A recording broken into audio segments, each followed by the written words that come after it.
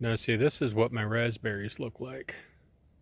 See all those shoots that go down into the ground? So, see, I have this one right here. This one's connected to the plant there, and then it goes down into the ground there. So it's taking root. So what I do is carefully pull it out of the ground, and it's already rooted. I just take my cutters, cut it about there, let the worms go back in there.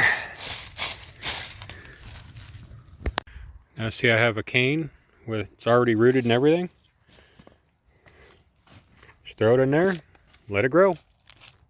And then I'll take this cane that I just cut and just wrap it back up in here.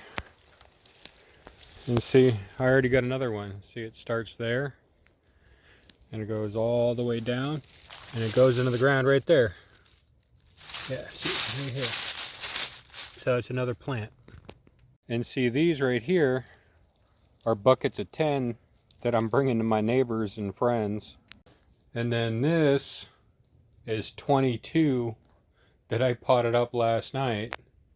And I'm still not even done. I mean, I still have some in the wheelbarrow.